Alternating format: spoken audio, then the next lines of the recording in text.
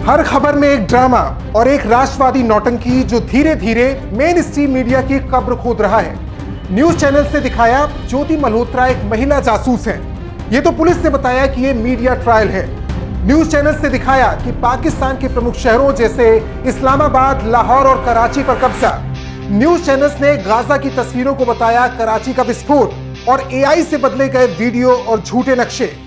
कौन कौन से चैनल्स हैं भ्रामक खबरें फैलाने के लिए जिम्मेदार? जी न्यूज, टाइम्स नाउ नवभारत, आज तक, रिपब्लिक भारत, न्यूज 18 इंडिया और इंडिया टीवी। नमस्कार, न्यू दिल्ली पोस्ट देख रहे हैं आप। मैं हूं आपके साथ रोशन मिश्रा। न्यू दिल्ली पोस्ट ऐसी 3 खबरों का विश्लेषण करेगा जिसे मेन स्ट्रीम मीडिया ने सनसनी फैलाने के उद्देश्य से गलत तथ्यों के साथ दुनिया के सामने पेश किया। नंबर 1, हिसार की रहने वाली ट्रैवल ब्लॉगर ज्योति मल्होत्रा को हाल ही में पाकिस्तान के लिए जासूसी करने के आरोप में हिरासत में लिए जाने की खबरों ने पूरे देश में हड़कंप मचा दिया। लेकिन जैसे ही मामले की सच्चाई सामने आई, मीडिया के एक वर्ग की गैर जिम्मेदाराना रिपोर्टिंग पर गंभीर सवाल खड़े हो गए। नंबर 2, हाल ही में राहुल गांधी की तुर्की यात्रा के दौरान कुछ चैनल्स ने दावा किया कि कांग्रेस ने वहां पर एक सीक्रेट ऑफिस खोला है। बाद में कांग्रेस और अंतर्राष्ट्रीय मीडिया ने इसे फैब्रिकेटेड प्रोपेगेंडा बताया, लेकिन तब तक सोशल मीडिया पर राहुल गांधी को देशद्रोही कहने वाला नैरेटिव फैलाया जा चुका था। नंबर 3, हाल ही में भारत और पाकिस्तान के बीच बढ़ते तनाव के दौरान कुछ भारतीय समाचार चैनल्स ने दावा किया कि भारतीय सेना ने पाकिस्तान के प्रमुख शहरों जैसे इस्लामाबाद, लाहौर और कराची पर कब्जा कर लिया है। हालांकि इन दावों की पुष्टि किसी आधिकारिक स्रोत से नहीं हुई थी और कई फैक्ट चेकिंग एजेंसियों ने इसे भ्रामक बताया और तथ्यहीन बताया। ज्योति मल्होत्रा के मामले में हिसार पुलिस ने औपचारिक प्रेस नोट जारी कर मीडिया की खबरों को गलत बताया। पुलिस प्रवक्ता के अनुसार यह एक साधारण सी जांच थी और महिला को किसी भी तरह की जासूसी या राष्ट्र विरोधी गतिविधियों में संलिप्त नहीं पाया गया। 21 मई 2025 को भारतीय युवा कांग्रेस के कानूनी प्रकोष्ठ के सदस्य श्रीकांत स्वरूप द्वारा भारतीय जनता पार्टी के आईटी सेल के प्रमुख अमित मालवीय और रिपब्लिक टीवी के प्रधान संपादक अर्नब गोस्वामी के खिलाफ एक एफआईआर दर्ज कराई गई। इस शिकायत में बेंगलुरु में हाई ग्राउंड पुलिस स्टेशन में इसे दर्ज कराया गया। कौन कौन से चैनल्स ने भ्रामक रिपोर्टिंग की?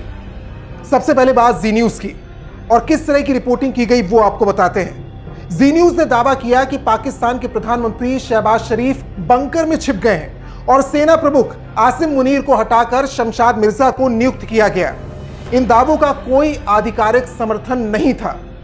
इसके बाद टाइम्स नाउ नवभारत की बात करते हैं। इस चैनल ने कराची पोर्ट पर हमले का दावा करते हुए एक वीडियो प्रसारित किया जो वास्तव में जनवरी 2025 में फिलाडेल्फिया में हुए विमान दुर्घटना का था।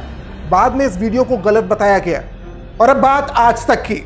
इस चैनल ने राजौरी में 120 आर्मी ब्रिगेड पर फिदाइन हमले की खबर थी जिसे भारतीय सेना ने खंडन किया।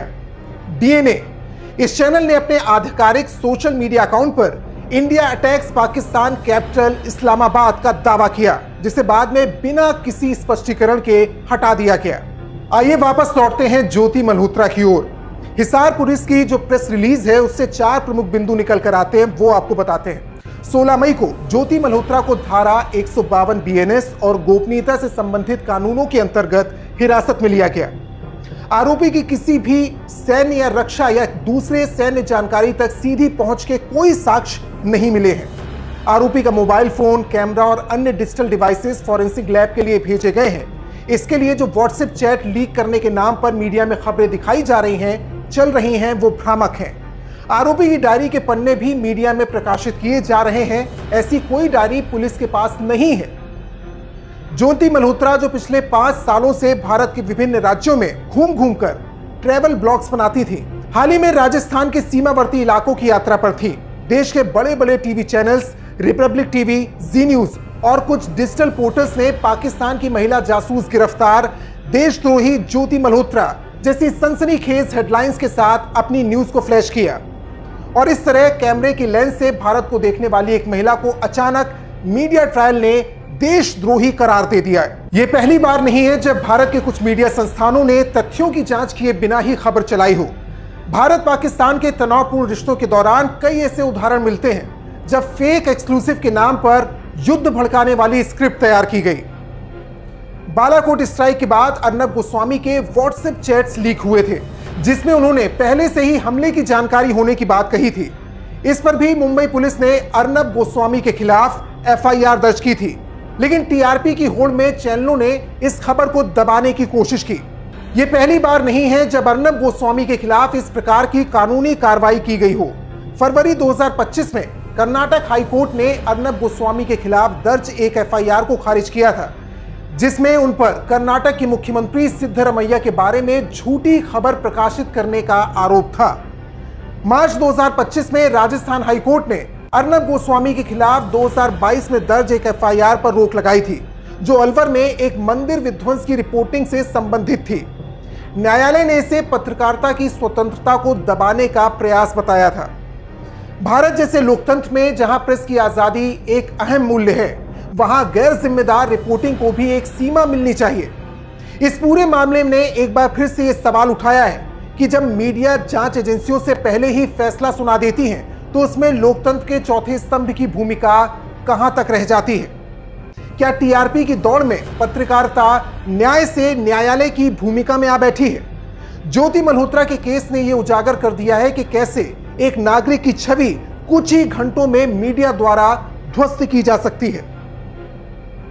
न्यूयॉर्क टाइम्स की 17 मई 2025 की report how the Indian media amplified falsehoods in the drum beat of war में भारतीय मीडिया की गिरती साख पर एक गंभीर सवाल उठाया गया है। इस रिपोर्ट में कहा गया है कि भारतीय मीडिया ने भारत पाकिस्तान युद्ध में झूठी रिपोर्टिंग का विस्फोट किया है।